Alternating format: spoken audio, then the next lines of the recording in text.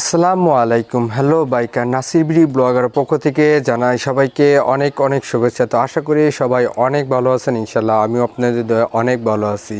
Driving licence অনলাইনে কেন আসছে না? তো এই প্রশ্নটা আমাকে অনেকেই করে থাকেন এবং আমাকে অনেকেই মেসেজের মাধ্যমে ইমেলের মাধ্যমে ভাইয়া একটা কথাই বলছেন যে ভাইয়া এখন বর্তমানে আমরা অনলাইনে আমাদের ড্রাইভিং লাইসেন্স কেন দেখতে পাচ্ছি না। তো বন্ধুরা, আমরা যারা 18, 19, 20-তে ফিঙ্গারপ্রিন্ট দিয়েছি তখন টাইগার আইটি কোম্পানি ছিল। তো তাদের সাথে বিআরটির একটি চুক্তিবদ্ধ ছিল এবং চুক্তিবদ্ধ অনুযায়ী তাদের সেই চুক্তিটা শেষ হয়ে যায় এবং শেষ হয়ে যাওয়ার পরে তাদের যে অ্যাপস এবং যে তাদের সাইবার, তো তারা দুইটাই বন্ধ করে দেয়। এই জন্য আমাদের বর্তমানে ড্রাইভিং লাইসেন্স অনলাইনে শো করতেছে না। আর এখন বর্তমানে আমরা যারা ড্রাইভিং লাইসেন্সের জন্য ফিঙ্গারপ্রিন্ট দিচ্ছি সেটা হচ্ছে Bangladesh machine tools factory BMTF।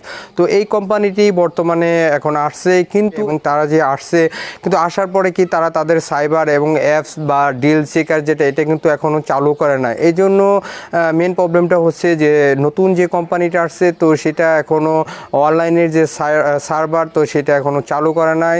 তো চালু করার না ক্ষেত্রে এই জন্য কিন্তু আমাদের যে ড্রাইভিং লাইসেন্সের অনলাইনে সেটা কিন্তু শো করতেছে না। আশি ভাইয়া সে একটা কথা বলছেন যে ভাই আমি তো প্রবাসে থাকি, তো আমার ড্রাইভিং লাইসেন্স আমি ফিঙ্গারপ্রিন্ট দিছি 2018-তে।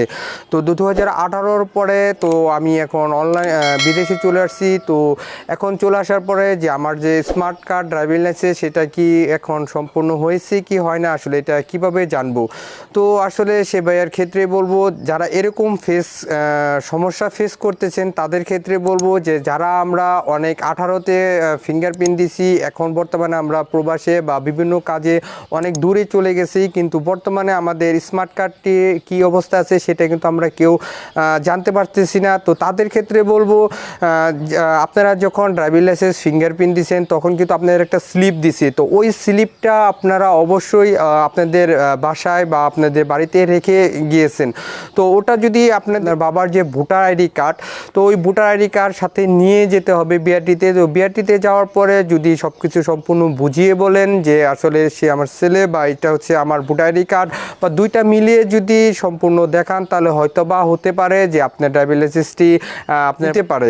তো বন্ধুরা, বর্তমানে আসলে এখানে Bangladesh machine tools factory BMTF তো অবশ্যই তারা খুব দ্রুত সাইবার এবং ডেল চেকারটি অবশ্যই কোনো অ্যাপ বের হয় তাহলে অবশ্যই আমরা আগের মতো আমাদের ড্রাইভিং লাইসেন্সের যে অনলাইন কপিটা অবশ্যই আমরা দেখতে পারবো।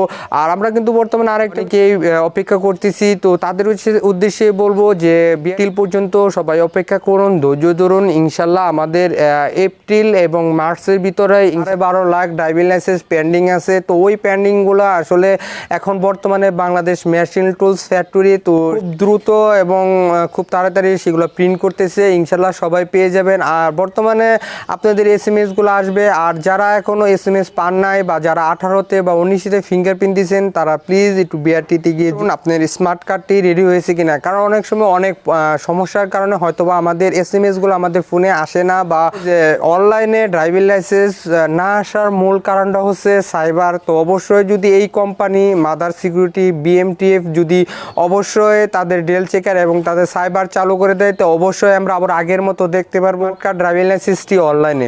তো বন্ধুরা, সবাই ভালো থাকবেন, সুস্থ থাকবেন। আর যারা আমার চ্যানেলটি এখনও সাবস্ক্রাইব করে নাই প্লিজ করে তাদেরকে জানাই অসংখ্য ধন্যবাদ, কারণ এই চ্যানেলের সব বিআরটির যত অনলাইনের আপডেট সব এই চ্যানেলেই পাবেন। তো অবশ্যই চ্যানেলটি সাবস্ক্রাইব করে রাখুন। তো ভালো থাকবেন, সুস্থ থাকবেন। আসসালামু আলাইকুম।